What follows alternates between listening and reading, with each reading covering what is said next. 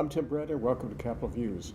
For 40 years, we've enjoyed the benefits of oil coming down the Trans-Alaska Pipeline from the North Slope, and it's been quite a ride for all of us. We hope that we'll have another 40 years and the flow of revenues will continue. But here I've got a special guest with us today, Kara Moriarty, President, CEO of the Alaska Oil and Gas Association. Kara is the face of the industry in Juneau and represents AOGA as a trade association and represents the industry very, very effectively. Kara, welcome. Thanks for joining us. Thank you, Tim. Thanks for having me. Kara, what is AOGA? What does it do? Well, as you mentioned, we are a professional trade association, and we have one mission, and that is to have a healthy oil and gas industry for the benefit of Alaska. So that's what we were created to do. We've actually been around longer than the Trans-Alaska Pipeline. We were created 51 years ago. Back at Cook Inlet days. Yeah, back after the discovery of Cook Inlet, before Prudhoe. And the whole purpose was to work on behalf of the industry to make sure that we have a healthy regulatory, permitting, a fiscal environment for the industry to be successful. Now, not all companies that operate in Alaska are members of AOGA, but most are, and you have refineries as members also. Correct. We do represent the majority of the companies in Alaska, and we have companies on the North Slope. We have the historic companies in Cook Inlet. We do represent the in-state refineries. We also represent Trans-Alaska Pipeline System. And to qualify to be a member of AOGA, we are a little bit different than other trade associations. Our members have to be in the business of exploring, producing, refining, or transporting oil and gas somewhere in Alaska.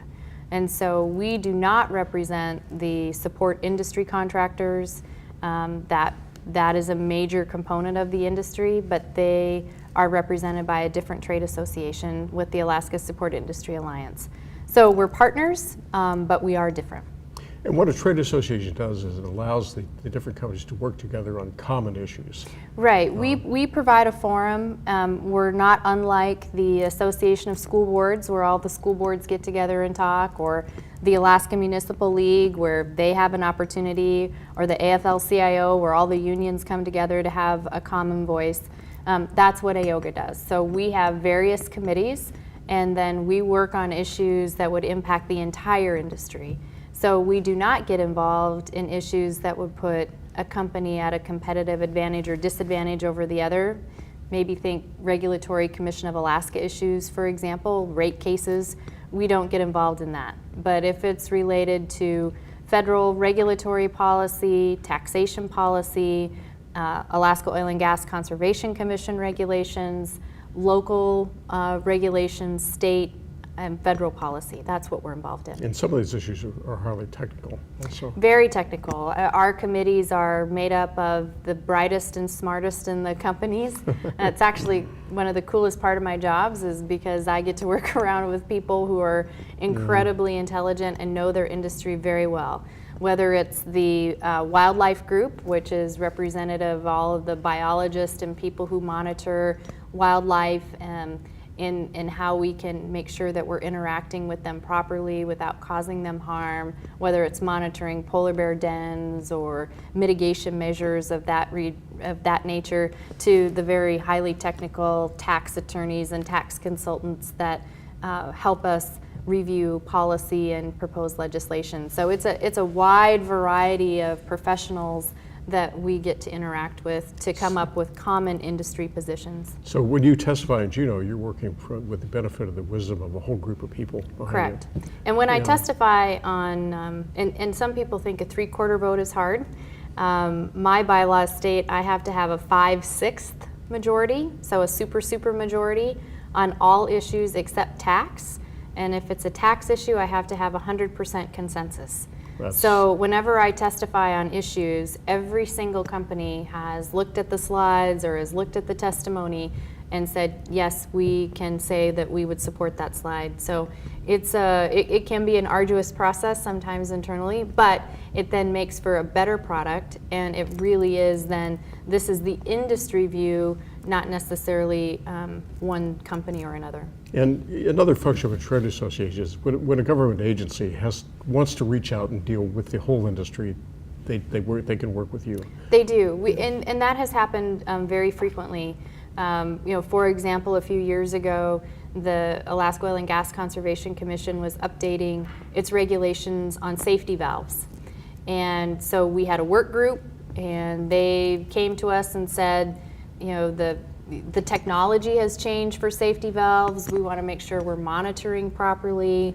And so we worked together with the folks who are actually in the field. We worked with the AOGCC inspectors, as well as the commission, to come up with a set of regulations that hopefully accomplished what they were trying to achieve while still allowing industry to not be hampered in doing business. So it does work that way from time to time.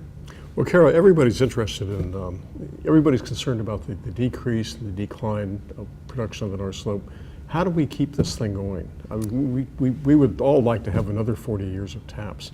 Well, the good news is we have the resources to have another 40 years of TAPS. I mean, those that say the end of oil is over is wrong. I mean, the best thing that AOGA has when we go try to market ourselves to the world is we have really great geology. We have great rocks.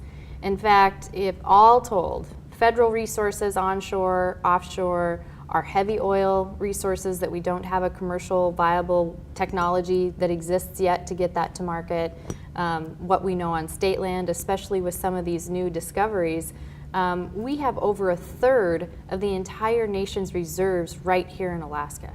That's so, amazing. And we have, Alaska thinks big. We have big mines, we have big forests, and we have a lot of oil and gas remaining on the North Slope. So that's the good news. The challenging news is how are we going to get that to market? We're a very high cost. Some of these resources are a long ways away from TAPS, the economic lifeline. So what policies are we going to have in place from a federal perspective as well as a state perspective to make sure we have a healthy industry? The high cost creates difficult environments, economic conditions. Absolutely. I mean, if you look at the Department of Revenue Sources book, and depending on how you want to crunch the numbers, but based on the total expenditures divided by the total barrels produced in this last fiscal year of 16, plus taxes and royalty, it's close to $50 a barrel. And so, and that's the average. Some companies are a little less, some are a little more, and the average oil price was 43.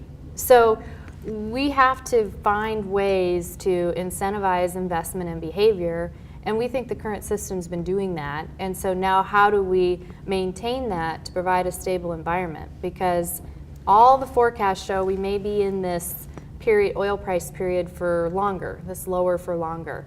And so how do we attract that capital that is always limited for these global companies? Well, we want to keep this thing going.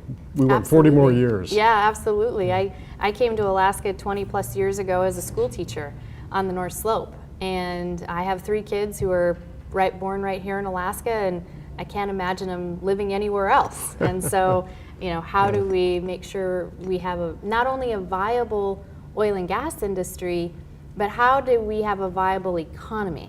Understand. Because the oil and gas industry is so big, no other private sector economy generates more jobs in Alaska than the oil and gas industry does. It's a third. It's a third of the jobs. Yeah. And so how do we keep it strong for everyone? Well, best wishes, good luck to Thank you. all of us, and Thank you. 40 more years of TAPS. Thanks. Thank you, Kara, for joining us. Oh, thank you. Appreciate it. Tim Bradner, thank you for joining us at Capitol Views.